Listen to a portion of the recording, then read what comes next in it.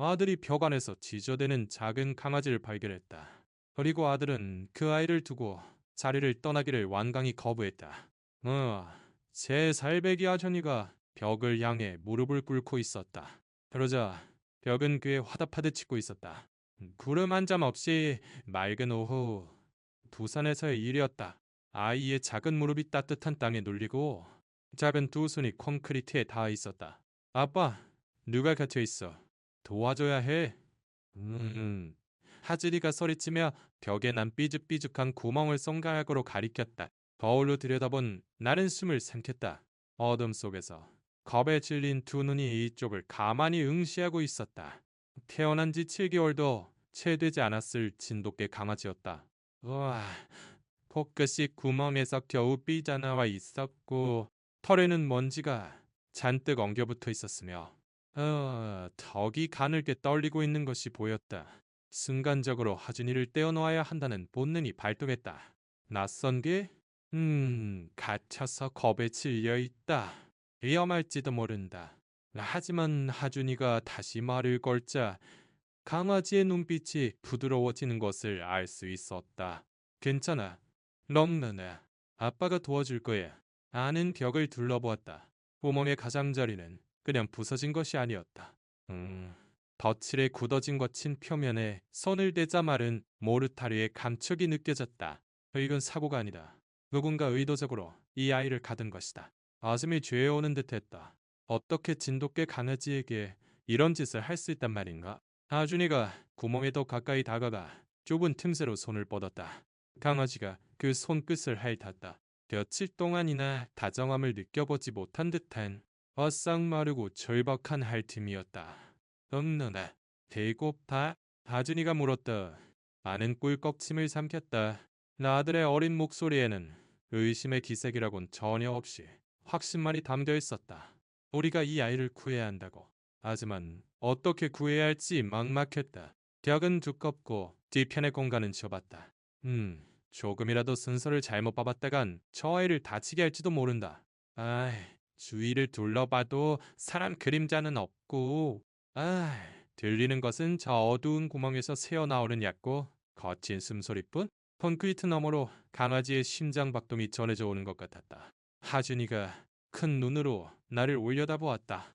야빨, 나는 당장 행동에 옮겨야 한다고 초조해지기 시작했다. 지금 당장 움직이지 않으면 이 진돗개 강아지는 1시간도 버티지 못할지 모른다.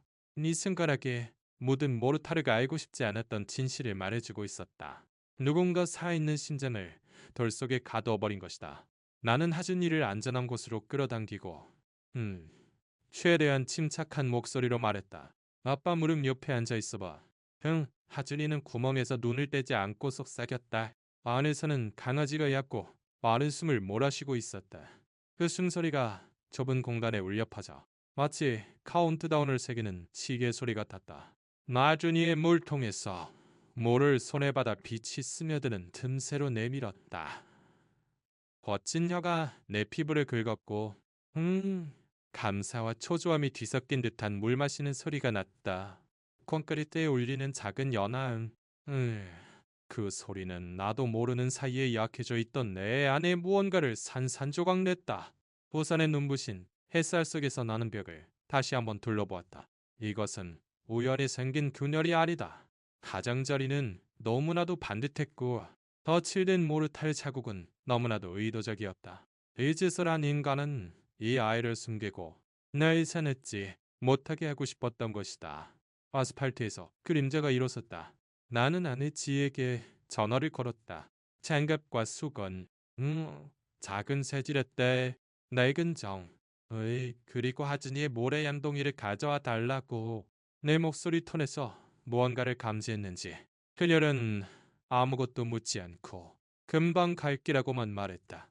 알순이가 다시 구멍 옆에 쪼그려 앉았다. 다정함이라는 단어의 의미를 알기 전에 아이가 그것을 몸으로 배우듯 조심스럽게 이제 괜찮아. 엉덩아, 아빠가 구해줄 거야. 그는 속삭였다.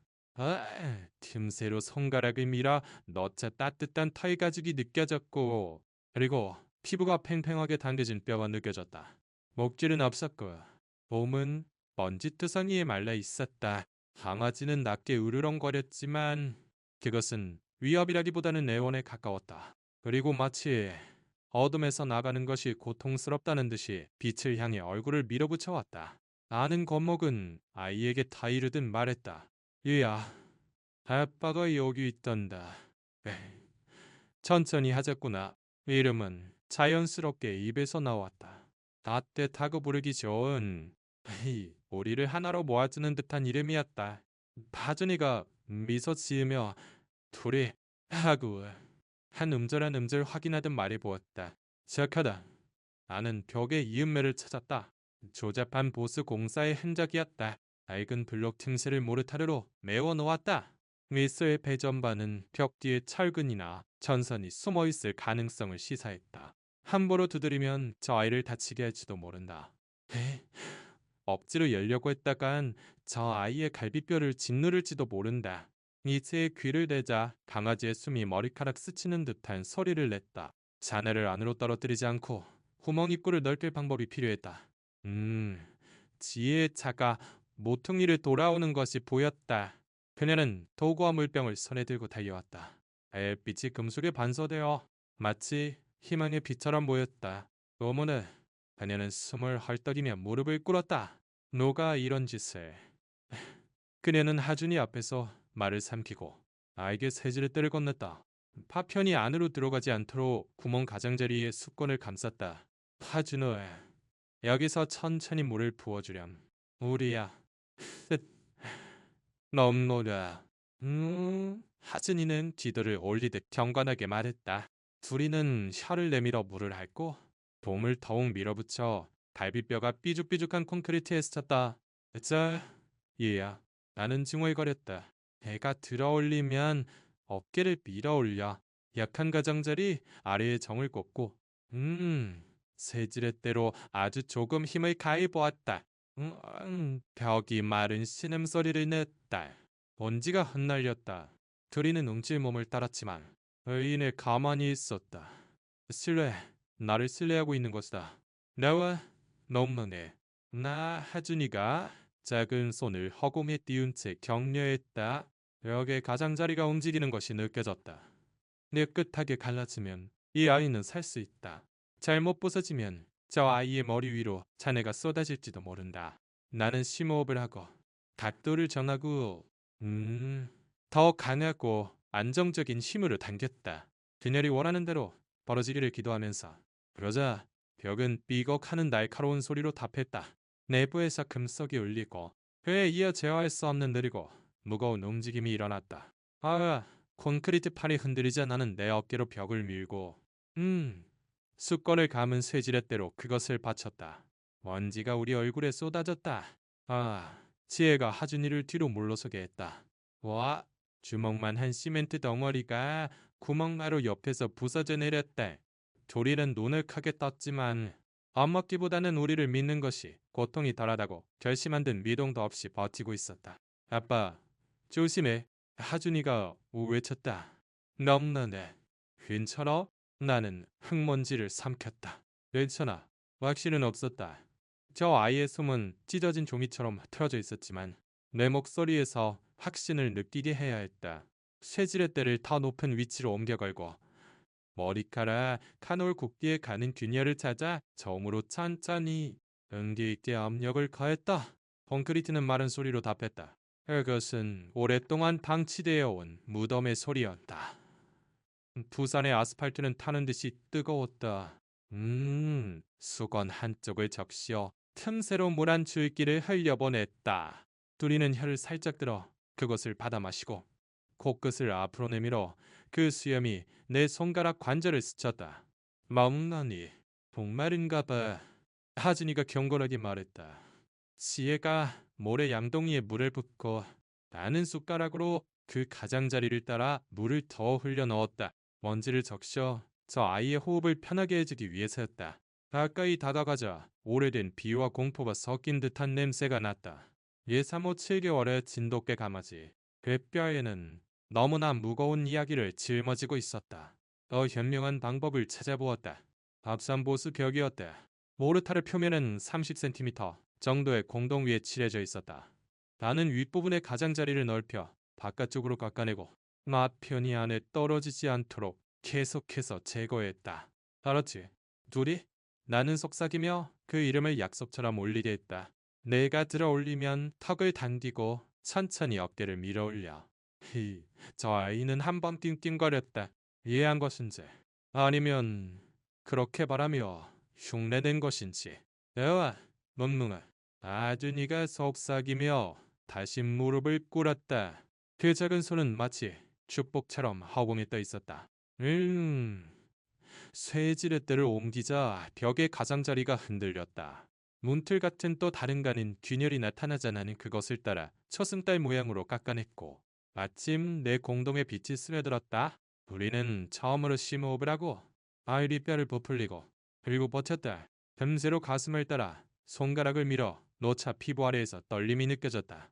내가 당기면 나는 조용히 말했다. 천천히 그대다. 저 아이의 어깨에 단단하고 뾰족한 것이 닿는 것이 느껴진 것은 살며시 더듬어 보니 녹슨 철사나 철망 조각이 공간을 가로지르고 있는 것을 발견했다.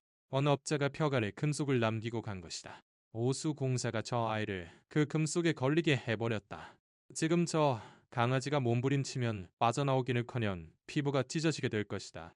에휴, 철사야, 지혜야. 이 파중 그녀는 토트백 안을 뒤졌다. 여기 없어. 그녀의 시선이 거리로 향했다. 차거까지 10분. 하준이의 얼굴이 흐려졌다. 가지마. 괜찮아. 내가 말했다. 아빠가 이 아이를 잡고 있을게. 그녀는 달려갔다. 나는 둘이의 가슴에 손바닥을 대고 저 아이에게 버팀목을 느끼게 했다. 기다리는 것 또한 구조의 일부임을 알리기 위해서. 체크다. 숨을 고르렴. 오아, 벽은 길고 지친 듯한 신음소리를 냈고 철사가 손끝에서 떨렸으며 내가 높이 솟아오르고 지혜가 모퉁이를 돌아보이지 않게 되자 조금씩 조여오는 압박이 더해졌다. 그리고 나는 깨달았다. 우리에게 10분도 남아있지 않을지 모른다고. 지혜의 발소리가 거리에서 사라지고 콘크리트와 내 손 사이의 공기가 더욱 뜨겁고 팽팽해졌다. 둘이가 움찔했고 절망이 어깨에 파고드는 부분에 희미한 긁힌 자국이 보였다. 저 아이는 울음소리도 내지 않고 몸을 당기지도 않았다. 그저 마치 중요한 순간을 위해 에너지의 마지막 한 방울까지 비축하고 있는 것처럼 천천히 눈을 깜빡일 뿐이었다. 네, 진돗개 강아지가 이렇게 인내심이 강해서는 안 된다. 하지만 저 아이는 자신이 필요로 하는 속도를 나에게 가르쳐주고 있었다. 나는 저 아이의 털 위에 손가락을 그대로 두고 내가 아직 거기에 있다는 것을 알렸다. 하준이가 가까이 쪼그려 앉아 나를 흉내내며 벽에 손바닥을 대고 있었다. 가만히 있어. 롱롱아. 그가 속삭이자 둘이의 귀가 그 작은 목소리 쪽으로 움찔움직였다. 나는 다시 습관의 물을 적셔 저 아이에게로 미끄러뜨렸다. 저 아이는 재빨리 핥아 그것을 받아 마시고 그리고 내 너머 햇빛이 넘치는 길을 응시했다. 마치 지혜가 희망을 손에 들고 돌아오는 것을 감지할 수 있다는 듯이 어휘가 우리 둘을 재촉했다. 내가 닦아주기가 무섭게 저 아이의 수염에 마른 먼지가 달라붙는 것이 보였다. 저 아이의 가슴이 오르내리다 멈췄다. 그 리듬에 나는 쇠지렛대의 신중한 움직임을 맞추었다. 철망을 움직이지 않도록 애쓰면서 마침내 지혜의 발소리가 공기를 타고 돌아왔을 때 도리의 눈이 번쩍 트였다. 나보다 먼저 움직임을 포착하고 어둠 속에서 귀를 기울이고 있었던 것이다. 그녀는 니퍼를 손에 들고 무릎을 꿇었다. 그 얼굴은 긴장했지만 다정했다. 얘야. 나는 중얼거렸다. 어깨에 손들게 넷나락을 밀어넣어 찰사의 모서리를 찾았다. 붕 속의 압박이 풀릴 때까지 저 아이는 가만히 버텼다. 그리고 고개를 돌려 내 손목에 따뜻한 털가죽을 댔다. 계속 하라는 듯이 준이가 숨을 죽이고 들여다보았다. 너와 멍너와 둘이가 움찔하며 갈비뼈가 틈새로 스치고 한쪽 앞발이 빛을 향해 뻗었다. 내가 반대쪽 철망을 제거하자 지혜가 작은 파편이 안에 떨어지기 전에 받아냈다. 마지막 철사가 제거되는 순간 저 아이의 몸이 떨렸다. 공포 때문이 아니라 움직이는 것이 허락되었기 때문이다. 나는 천천히 균일한 힘으로 구멍을 넓혔다. 리스멘트에 균열이 생길 때마다 저 아이는 신중하게 몸을 밀어내며 반응했다. 먼저 코끝이, 다음으로 유연한 목이 햇빛 속으로 나타났다. 회색 털은 먼지투성이었지만 그 아래에서 햇빛을 받은 진돗개 본래의 아름다운 새하얀 털이 엿보였다.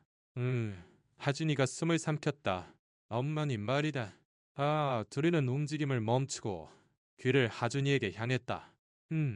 다시 그 정절이 찾아왔다. 남은 자신을 맡기기 전에 세상이 안전한지 확인하는 듯한 정적. 나는 저 아이에게 얼굴이 보이도록 낮게 웅크렸다. 조금만 더. 그래, 너와 아빠뿐이야. 저 아이의 앞발이 미끄러져 나오고 발톱이 습관에 걸렸다. 그리고 다른 한쪽 발도. 몸의 나머지는 아직 기어 있었지만 그 눈빛은 편해 있었다. 공포는 아직 있었지만 그보다 더 강한 무언가 옆에 있었다. 저 아이는 빛을 믿을 준비가 되어 있었다.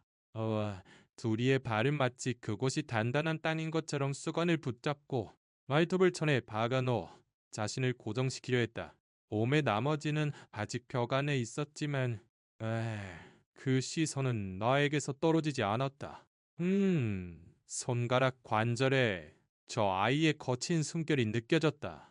얕고 규칙적이었다. 니다리고 있었다. 그 인내는 그 자체로 하나의 용기였다. 나는 구멍 가장자리에 살며시 쇠지렛대를 밀어넣고 모든 움직임을 천천히 유지하도록 주의했다. 민낯이 니메네이 자워 길고 마른 소리를 냈다. 에와 멍멍해. 아준이가 높고 확신에 잔 목소리로 재촉했다. 마치 말만으로 저 아이를 끌어낼 수 있다고 믿는 듯했다. 틈새가 넓어져 둘이가 다시 도전하기에 충분한 크기가 되었다. 앞발로 몸을 밀어내자 갈비뼈가 가장자리에 스쳤다. 마른 시멘트 조각이 허리 근처에 떨어지다. 저 아이는 움직임을 멈추고 내가 그것을 털어낼 때까지 가만히 있었다. 지혜와 눈이 마주쳤다. 아래가 무너지면 괜찮아. 내가 말했대. 하지만 사실 그럴 가능성은 있었다. 벽은 낡고 예측 불가능한 보수의 덩어리였고 의도한 대로가 아니라 옆으로 무너져 내릴 종류의 것이었다. 둘이가 움찔하며 한쪽 뒷발이 내부에서 살짝 움직였다. 저항하는 것이 아니었다. 1cm 고 있었다. 걔가 문을 통과하기 전에 그 한계를 배우듯이. 틈새로 가슴 아래에 손을 넣어 손바닥 밑에서 심장이 뛰는 것을 느꼈다. 자, 천천히. 얘야. 저 아이는 그 지지에 몸을 맡기고 내 손에 체중을 실어 아주 조금 앞으로 나아갔다. 허리가 삐죽삐죽한 안쪽 가장자리에 걸렸다. 다시 움직임을 멈췄다. 지금이 강하게 당겨야 할 때였지만 서두르면 긁힌 상처로 피부가 찢어질 것을 알고 있었다. 아빠, 하준이가 말하며 이미 습관에 물을 붓고 있었다. 나는 저 아이의 허리를 따라 물을 흘려보내 저 아이를 붙잡고 있는 돌을 시켰다. 그 아이는 하준이의 목소리 쪽으로 고개를 돌리고 감사를 표하듯 본능적으로 귀를 뒤로 젖혔다. 이제 저 아이의 털에 닿는 빛은 이전과는 달라 보였다. 먼지 아래에 있는 새하얀 털이 반짝반짝 빛나고 있었다. 갇혀 있었음에도 태양 아래에서는 저 아이가 더 강해 보였다. 나는 손의 위치를 바꾸고 쇠지렛대를 조금 더 당겼다. 벽 깊은 곳에서 빠직하는 소리가 울리고 부러진 나뭇가지처럼 메아리쳤다. 도리는 움찔했지만 뒷걸음질 치는 대신 머리를 낮추고 어깨를 긴장시킨 채 앞으로 나아갔다. 돌과 돌이 스치는 날카로운 소리, 그리고 허리 아래의 벽 가장자리가 한숨 쉬듯 무너져 내렸다. 내와 멍멍아. 하준이가 외쳤다. 우리의 뒷다리가 몇 센티미터 미끄러져 나오고 또 몇 센티미터, 그리고 마침내 저 아이의 온몸이 내 발 안으로 굴러 들어왔다. 나 순간 저 아이는 축 늘어져 힘을 빼고 내게 체중을 맡겼다. 그리고 몸을 비틀어 하더니 옆 땅에 발을 디뎠다.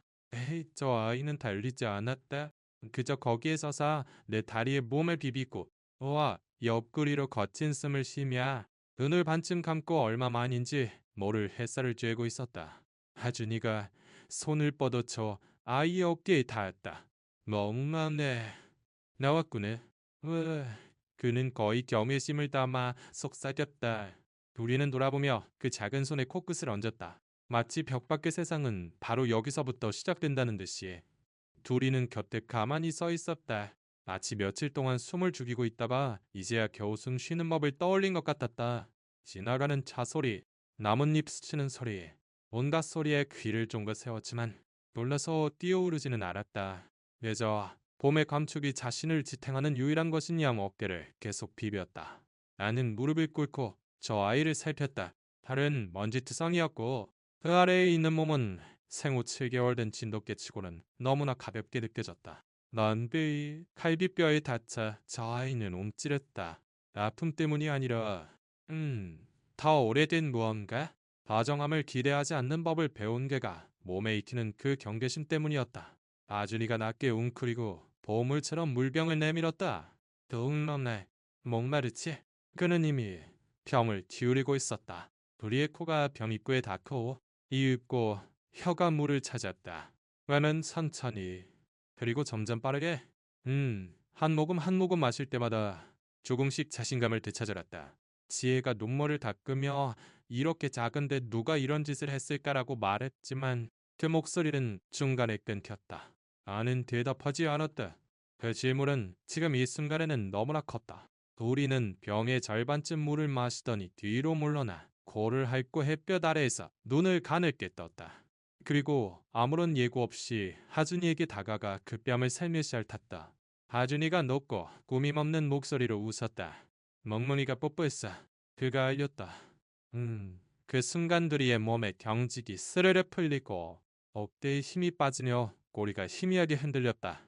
아직 기쁨은 아니었지만 저 아이가 내면에 쌓아두었던 어떤 벽에도 차 균열이 생긴 순간이었다. 나는 뒤쪽 벽에 뚫린 구멍을 흘끗 보았다. 지나가는 사람에게는 그저 삐죽삐죽한 구멍일 테지만 우리에게 그 공간은 단순한 구멍이 아니었다. 저 아이의 삶이 일시 정지된 장소였다.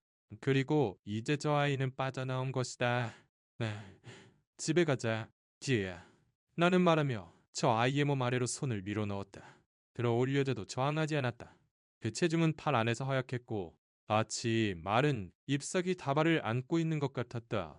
하준이가 내 옆에서 아장아장 걸으며 차까지 가는 내내 작은 손을 도리의 등에 얹고 있었다. 뒷좌석에 태워도 저 아이는 몸을 웅크리지 않았다. 똑바로 앉아. 이것이 또 다른 함정이 아닌지 확인하려는 듯 우리를 바라보고 있었다. 지혜가 좌석 너머로 몸을 기울였다. 괜찮아. 넌 너래. 아빠가 구해줬잖아. 그녀의 목소리는 차분하고 단호했다. 우리는 천천히 눈을 깜빡이고 그리고 우리가 깔아준 담요 위에 몸을 이었다. 배가 엔진을 걸자 하준이가 속삭였다. 너네 여기 있어. 우와. 그것은 질문이라기보다 소원에 가까웠다. 나는 아직 대답하지 않았다. 백미러 너머로 도리의 눈과 마주치며 나는 생각했다. 단양 내가 어떻게 할 수만 있다면 절대로 그렇게 두지 않을 거야. 집까지 가는 길은 평소보다 길게 느껴졌다. 도로의 요짤에 둘이는 움찔했고 창밖을 흘끗 보았다. 울지도 않고 짖지도 않고 그저 시선을 하준이와 지혜 그리고 창밖으로 흘러가는 나무들 사이에서 오가리했다. 하준이가 다가가 작은 손가락으로 도리의 등을 천천히 쓰다듬었다. 너무너네 어지럽다. 그는 자신에게 비밀을 털어놓듯 중얼거렸다. 하준이의 손이 멈출 때마다 도리의 귀가 움찔움직이며 그 감촉이 돌아오기를 기다렸다. 지혜가 좌석 너머로 손을 뻗어 작은 빵 조각을 내밀었다. 저 아이는 냄새를 맡고 망설이다가 그녀의 손에서 조심스럽게 그것을 받아들였다. 남의 무엇을 해야 할지 모르는 것처럼 천천히 씹었다. 어쩜 이렇게 얌전할까? 그녀가 조용히 말했다. 하지만 그것이 얌전함이 아니라는 것을 나는 알고 있었다. 살아남기 위한 기술인 것이다. 혈피를 경험한 데는 조용하고 재빠르게 눈에 띄지 않게 먹는 법을 배운다. 부산광역시 해운대구에 있는 우리 집 골목으로 차를 돌리자 어젯밤 내린 비로 풀어진 정원이 오후 햇살에 비치고 있었다. 둘이는 몸을 일으켜 차도 현관 그리고 바람에 흔들리는 낡은 떡갈나무를 바라보고 있었다. 마치 이곳이 자신의 자리가 될 수 있는지 하나하나의 세부 사항을 기억에 새기는 것처럼 귀를 앞으로 향하고 있었다. 내가 문을 열자 저 아이는 천천히 내려와 신중한 발걸음으로 자가를 밟았다. 하진이가 옆으로 뛰어내렸다. 이리 와. 멍나네. 그는 외치며 잔디밭 쪽으로 걸어갔다. 우리는 그를 따랐다. 영영에 따른 것이 아니었다. 저 아이는 아직 그것을 모른다. 하준이가 움직였기 때문에 그리고 움직이는 것이 안전을 의미할지도 모르기 때문이었다. 집 안에서는 이전 저녁 식사 냄새가 희미하게 남아 있었다. 둘이는 킁킁거리며 현관을 탐색했다. 소파 옆에서 멈추고 다음은 직전 옆에서 그럴 때마다 허락을 구하듯 우리를 흘끗 보았다. 나는 낮게 웅크렸다. 거기가 네 집이야. 애야, 조용히 말했다. 말은 이해하지 못했겠지만 그 의도는 느낀 듯했다. 아준이가 방으로 달려가 테디베어를 가지고 돌아왔다. 멍멍이 장난감이야. 우리는 킁킁 냄새를 맡고 그리고 모두가 놀랍게도 테디베어를 두 발 사이에 끼고 러그 위에 누웠다. 버리가 천천히 내려가 장난감 위에 얹히고 은은 반쯤 감겨 있었다. 지혜가 뭔가에 기대어 팔짱을 꼈다. 완전히 지쳤네. 나는 고개를 끄덕였지만 마음속으로는 그 이상을 이해하고 있었다. 이것은 저 아이가 얼마만인지 모를 만큼 발소리를 신경 쓰지 않고 쉴 수 있는 첫 순간인 것이다. 그리고 늦은 오후의 햇살이 마루에 비쳐 저 아이의 평온한 호흡을 비추는 것을 보며 나는 생각했다. 이것이 저 아이가 희미한 안전함이라도 느낀 첫 순간일지도 모른다고. 그날 밤, 둘이는 혼자 있는 것을 싫어했다. 내가 떠날 때마다 고개를 들고 내가 돌아올 때까지 눈으로 쫓았다. 으쌰, 오리는 것이래. 저 아이의 잠자리를 만들었다. 낡은 담요를 두 겹으로 접고 옆에 하준이의 테디베어를 놓았다.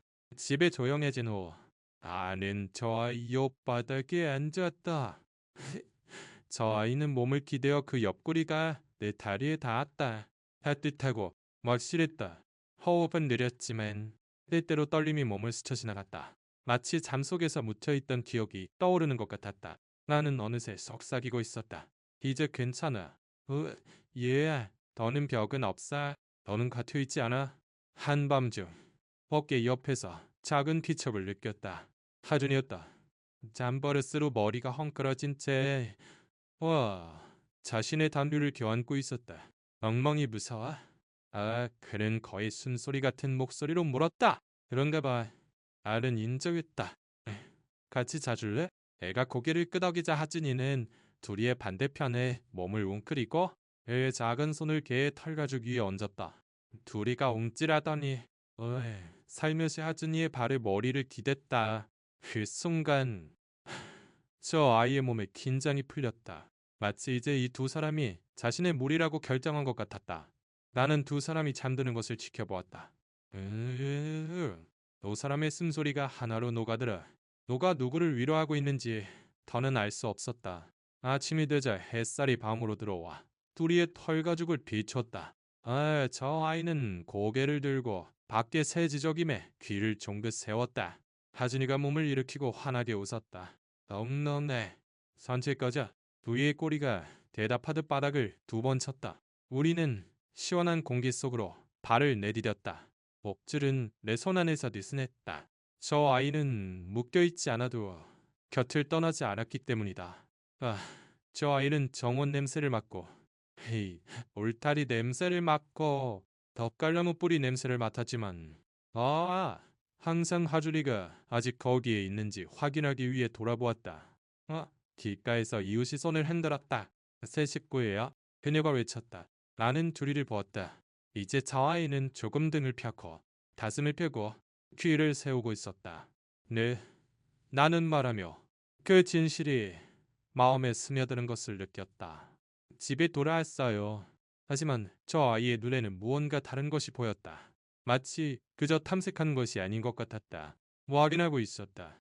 이 집 밖의 세상이 다시 모든 것을 빼앗으려 기다리고 있지는 않은지. 3주째가 되자 하진이와 둘이는 그들만이 이해할 수 있는 언어를 만들어냈다. 그곳은 말이 아니었다. 그저 작은 소리나 킥킥거리는 웃음. 네 시선의 교환만으로 나 자신이 그들의 사적인 세계의 외부인처럼 느껴지게 했다. 덫이 러그 위에서 두 사람이 무릎을 맞대고 앉아있는 것을 자주 보았다.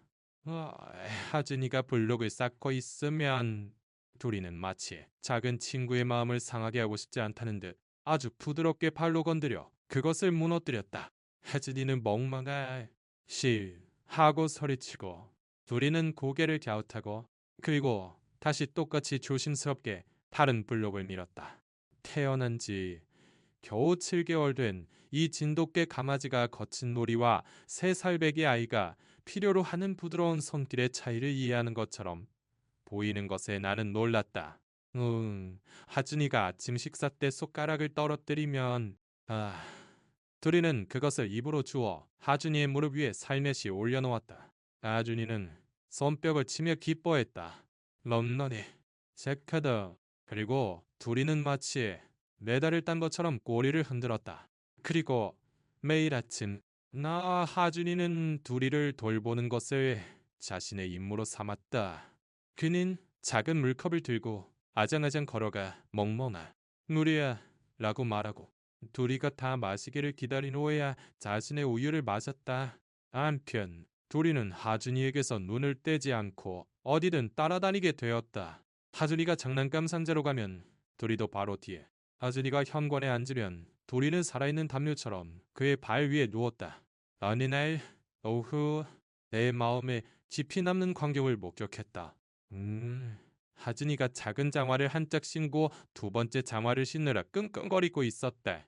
도리는 그 앞에 누워 마치 조용히 응원하는 것처럼 하진이의 무릎에 턱을 얹었다. 하진이는 몸을 굽혀 머리를 쓰다듬으며 도와줘. 멍멍하라고 속삭였다. 도리가 하진이가 발을 넣기에 딱 좋을 만큼 그 장화를 밀어준 것처럼 나에게는 보였다. 둘이의 경계심은 보호 본능으로 변하기도 했다. 하준이가 정원에서 넘어지면 나보다 먼저 둘이가 거기에 있었고 내가 도착할 때까지 지켜보고 있었다. 이서 다른 개가 짖으면 둘이는 조용히 하준이 앞에 나서서 귀는 경계하면서도 몸은 차분하게 유지하며 이렇게 말하는 것 같았다. 내가 있어. 넌 안전히. 지혜와 나도 하준이의 변화를 알아차리기 시작했다. 그는 시키지 않아도 물건을 나누게 되었고 자신의 쿠키 절반을 둘이에게 주었으며 가장 좋아하는 미니카를 그 큰 발 사이에 살며시 놓았다. 그리고 둘이는 내가 경험 많은 치료견에게서나 볼 수 있었던 인내심으로 그것에 응답했다. 아직 신뢰하는 법을 배우는 중인 어린 보호견이 아니라 어느 비 오는 날 두 사람은 창가에 앉아 고가 유리에 닿을 듯이 길을 흐르는 물을 보고 있었다. 하준이가 창의 손바닥을 대자 오는 나로 그 옆에 자신의 발을 댔다. 그것은 매우 단순한 일이었지만 그 순간 나는 깨달았다. 그들은 더 이상 단순한 친구가 아니라 서로의 마음에 버팀목이라는 것을. 하지만 그들의 유대가 강해질수록 도리의 집착 또한 강해졌다. 그리고 그와 함께 이전에는 본 적 없는 공포도. 하진이가 몇 분간 시야에서 사라지면 도리는 안절부절 못하며 돌아다니고 낚여울며 그를 찾을 때까지 온 집안을 찾아다녔다. 아직 깨닫지 못했지만 하준이를 가까이 두고 싶어하는 그 욕구는 머지않아 우리 누구도 예상치 못한 형태로 시험받게 될 것이었다. 그것은 목요일 오후 너무나 평범해서 무언가 일어날 것이라고는 생각지도 못한 날에 일어났다. 지혜는 빨래를 개고 있었고 하준이는 뒷마당에서 빨간 공을 가지고 놀고 있었으며 둘이는 평소처럼 떡갈나무 그늘에 누워 그를 지켜보고 있었다. 내가 집안에서 뒷문 걸쇠를 수리하고 있을 때 그것이 들렸다. 둘이의 짖는 소리였다. 날카롭고 절박하며 평소의 즐거운 멍소리와는 달랐다. 창으로 달려가 보니 공이 연문 쪽으로 굴러가고 있는 것이 보였다. 가끔 제대로 닫히지 않는 그 문이었다. 하준이는 공을 쫓아가며 나무가 휘어져 생긴 틈을 알아채지 못했다. 애가 소리치기도 전에 배달 트럭이 거리를 덜컹거리며 지나가 하준이를 놀라게 했다. 그가 잠시 멈칫한 그 짧은 순간, 둘이는 행동을 개시했다. 저 아이는 이전에 본 적 없는 속도로 마당을 가로질러 하준이와 열린 문 사이에 미끄러져 들어갔다. 그 짖는 소리는 더 나고 크고 명령적이었으며 그 온몸이 물러자 라고 외치고 있었다. 하준이는 저 아이를 올려다보며 당황해 공을 가슴에 안았다. 나는 심장을 세차게 울리며 밖으로 뛰쳐나갔다. 바로 그때 강한 바람이 문을 더욱 활짝 열었다. 그일은 동요하지 않았다. 마의 사용에 하준이를 뒤로 한 걸음, 또 한 걸음 밀어내며 결코 그 틈에서 눈을 떼지 않았다. 애가 도착하자 하준이를 안아 올렸다. 작은 팔이 내 목을 단단히 감는 것이 느껴졌다. 멍멍이가 구해줬어. 그는 내 어깨에 얼굴을 묻고 떨리지만 확실한 목소리로 말했다. 나는 웅크리고 두리의 탈가죽을 쓰다듬었다. 그래, 얘야, 잘했어. 저 아이의 귀가 순간 쫑긋 움직이며 헤이, 칭찬받은 것에 조금 쑥스러워하는 것 같았다. 그리고 하준이의 머리 냄새를 맡으며 작은 친구가 정말로 무사한지 확인했다. 그날 남은 시간 동안 둘이는 더 바싹부터 하준이의 일거수일투족을 지켜보았다. 하준이가 부엌에 가면 둘이도 따라갔다. 그가 소파에 앉으면 둘이도 옆으로 뛰어올라 선언하듯이 한쪽 발을 하준이의 무릎에 얹었다. 나중에 지혜가 내게 속삭였다. 저우, 지키는 것만이 아니야. 여기에 붙잡아두고 있는 거야. 그날 밤 하준이가 잠든 후 나는 둘이가 그의 침실 문 밖에 누워있는 것을 발견했다. 눈은 감겨 있었지만 내가 복도로 들어서자 즉시 그 시선은 날카롭게 경계하며 언제든 움직일 준비가 되어 있었다. 우리에게 하준이를 지키는 것은 더 이상 단순한 본능이 아니라는 것을 깨달았다. 그것은 저 아이의 목적이었다. 아직 깨닫지 못했지만 그날이 무언가를 바꾸었다. 둘이는 한번 하준이를 구했고 그리고 마음속 깊은 곳에서 저 아이는 망설임 없이 다시 그럴 것이라고 나는 알고 있었다. 하지만 저 아이의 마음속에서는 아마 아직 벽 속의 강아지인 채일 것이다. 누군가 도와주러 올 때까지 갇혀 있었던 이제는 하준이가 결코 같은 공포를 느끼지 않도록 확인하는 것이 자신의 차례인 것이다. 그리고 그 약속이 시험받을 때가 내가 믿고 싶은 것보다 가까이 다가오고 있었다. 2주 후 토요일 아침 창문을 열기에 충분할 만큼 따뜻하고 이웃집 정원에서 가깝은 풀 냄새가 풍겨오는 날이었다. 지혜는 팬케이크를 굽고 있었다. 하준이는 부엌 식탁에서 블록 쌓기를 하고 있었고 둘이는 근처에 누워 눈은 감고 있었지만 모든 소리에 귀를 쫑긋 세우고 있었다. 모든 것이 평화로웠다. 그 정적을 깨는 밖에서의 갑작스러운 날카로운 브레이크 소리가 있기 전까지는 하준이의 블럭이 무너지고 하는 문쪽을 보았다. 우리의 머리가 번쩍 들리고 귀가 앞으로 향했다. 그리고 결코 잊을 수 없는 소리. 우리 정원 어딘가에서 들려오는 높은 비명소리. 둘이는 벌떡 일어나 근육을 긴장시키고 마치 문을 투시할 수 있는 것처럼 현관 쪽으로 시선을 고정했다. 내가 밖으로 나가자 한 마리의 유기견이 거리를 달려가며 필사적으로 차 사이를 빠져나가고 있는 것이 보였다.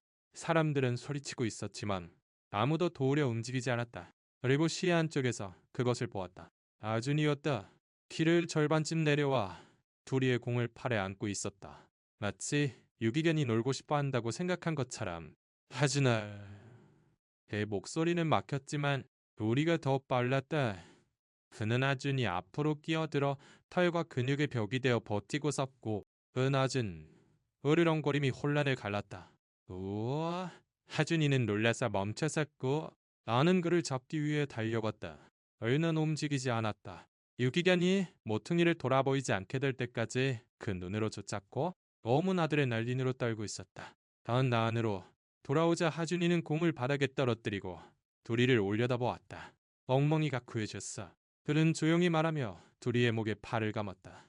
그리고 둘이 한때는 겁에 질려 떨고 있던 우리 강아지는 마치 이 세상에서 그것만이 중요한 것처럼 그 포옹에 몸을 기댔다. 지혜가 눈물을 글썽이며 속삭였다. 저 아이, 아준이를 지키는 것만이 아니야. 가르치고 있는 거야? 그리고 그녀는 놀았다.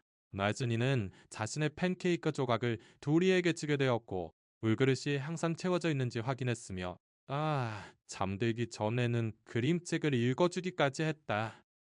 도리가 하준이를 구하는 것만이 아니었다. 아준이가 도리에게 다시 한번 세상을 믿을 이유를 주고 있었다. 그 유대, 아, 그들 사이에 보이지 않는 실은 매우 강해졌다. 때로는 말없이 그들이 소통하는 것을 볼 수 있었다. 시선을 교환하고 고개를 갸웃하고 덜가죽을 살며시 쓰다듬는 것. 그것만으로 충분했다. 왜 둘이는 더 이상 우리가 벽 속에서 발견했던 그 강아지가 아니었다. 그는 가족이었다. 그는 우리 집 그 자체였다. 하지만 나는 몰랐다. 그들의 연결, 응? 서로에 대한 흔들리지 않는 충성이 우리 누구도 상상할 수 없는 형태로 시험받게 될 것이라는 것을.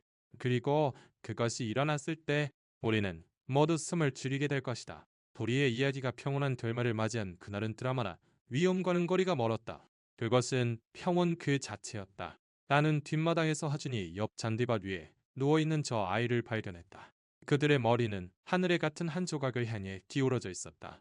하준이가 킥킥 웃으며 도리의 발에 작은 원을 그리고 있었다.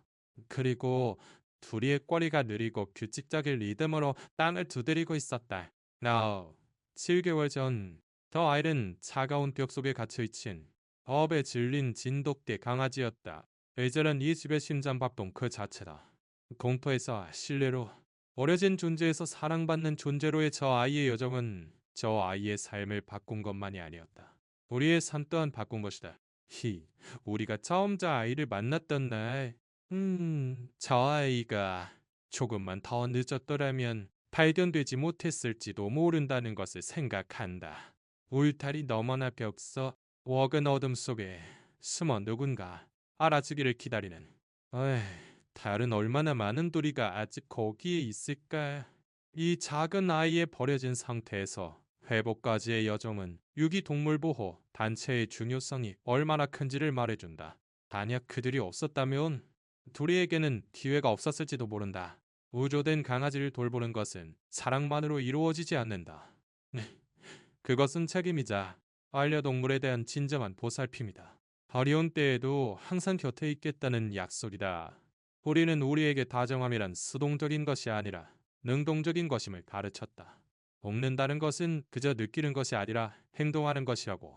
그리고 저 아이는 나에게 가장 작은 목소리, 나이의 목소리가 하나의 생명을 구하는 목소리가 될 수 있다는 것을 가르쳐 주었다.